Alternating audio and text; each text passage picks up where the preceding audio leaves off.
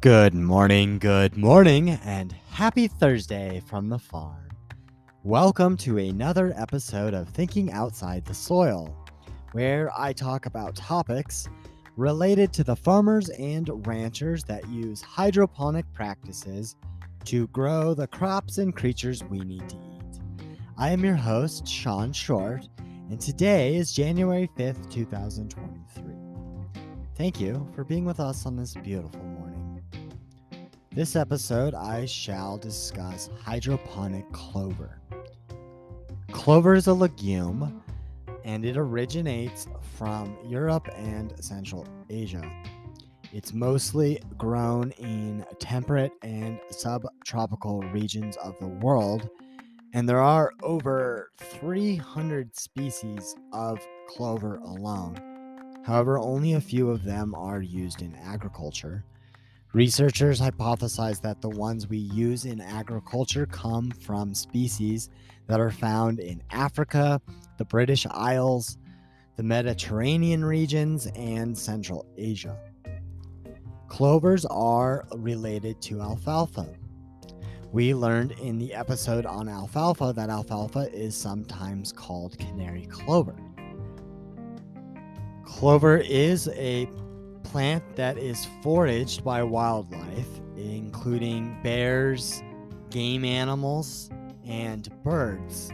We've mentioned how other beasts and exotics love hydroponic fodder, and here there is some evidence of them foraging some of these plants in the wild. The flowers of clover are highly attractive to bees, and clover honey is one of the most common secondary products of clover cultivation and the most commonly used product to make honey.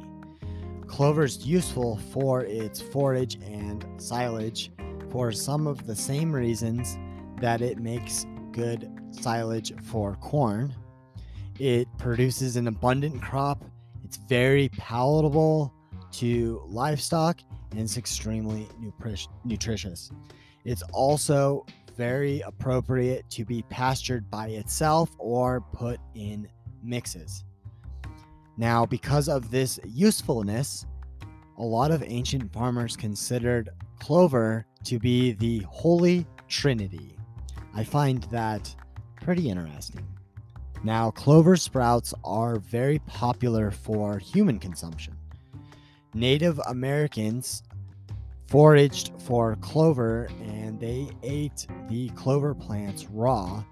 The clover roots were also cooked, dried, or even smoked, though they didn't have something like we do today and had to smoke it themselves. Several species of clover are extensively cultivated as forage plants. The most cultivated clover varieties are going to be white clover and red clover. Most of the research on clover comes from the southern hemisphere. And that's because clover is a very important crop to Australian and New Zealand farmers. It is a very common feedstock for sheep and other pastured livestock in their agricultural systems. There is even a variety of white clover called New Zealand clover. So it's no surprise that a plant named after a country would also be economically important. Clover contributes a little over 3 billion New Zealand dollars to their economy. However, clover is not studied in regard to hydroponic fodder, so a lot more work needs to be done. The same is true with water use efficiency of hydroponically grown clover fodder. Yet we do know from studies done on similar crops like alfalfa and cowpea that hydroponic legumes are efficient with their use of water. The clover research from New Zealand looked at the drought stress issues related to the entire clover industry, and researchers on the South Island did that because they needed to understand how the water stress on clover affects farmers so that those farmers could manage their pastures more efficiently. These researchers, for example, they grew out a bunch of varieties of white clover for 30 days to show out which one of those varieties used the least water.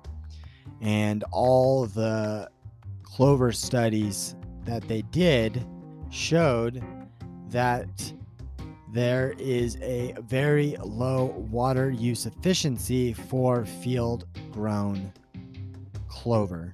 The water use efficiency they reported at was somewhere around 3. So it's very understandable that there is a need to look at the drought stress issues related to the clover industry.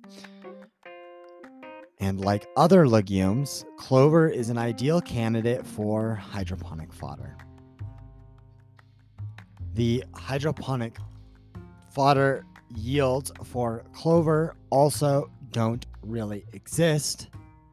There are some studies done by Egyptian researchers which show promising results. They were able to take 3-day-old clover sprouts and get a 4-time increase in yield from seed to sprout. This is similar to what we've seen with other legumes, though more data needs to be established. The nutrition data that we have from hydroponically grown clover also comes from Egypt. Initial studies show that hydroponic clover fodder, like alfalfa, is higher in crude protein and vitamins A, E, and C in comparison to field-grown clover and clover that is in different hay mixes. We also know from the alfalfa studies that sprouting improves a legume's nutritional value and quality compared to its fresh forage and hayed counterpart. And we learned with corn that sprouting improves the B vitamin content in comparison to the seed. So hydroponic clover is likely to be high in B vitamins and some of those other minerals.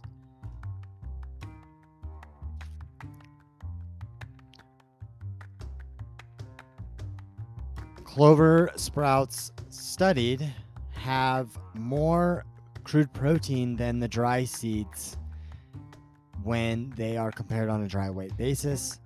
Now, again, I said data was very limited, and it was the same Egyptian researchers that showed clover sprouts had almost a 54% crude protein content, which is significantly less than the reported values from other farmers and researchers. For example, the ones in New Zealand saw 13 to 25% in their protein values of the field forages that they were studying. These higher protein contents in hydroponic clover are promising for feedstuff, but more research needs to be done because 54% crude protein is almost unbelievable. And based on some of the other research that I have seen, it can be corroborated in other areas. So I'd like to see the data that shows that this is true.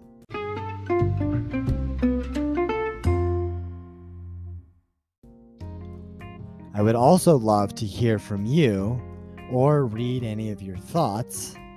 Please feel free to shoot me over an email at sean@thinkingoutsidthesoil.com.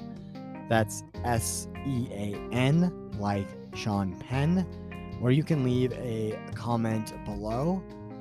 I don't always get the chance to reply, but I do read every comment and every email.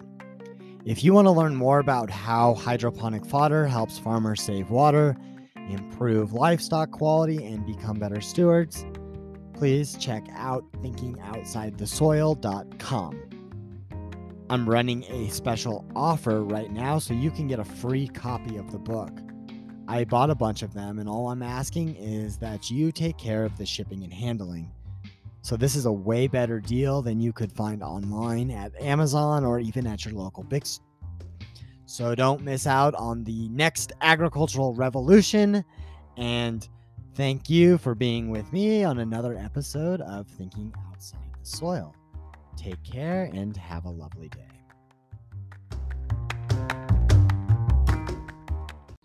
Hey, before you go, check out the links below. Leave me a rating and review and follow the show. Don't forget to get yourself some of our Blooming Health blended sprouting mix. Our mix has been shown to get the best eggs and create the healthiest flocks. With feed costs going up, right now's the time to lock in a subscription so that you can get the best eggs without having to go to the grocery store or the feed store anymore. Check out the links below to get yourself some Blooming Health blended sprouting mix.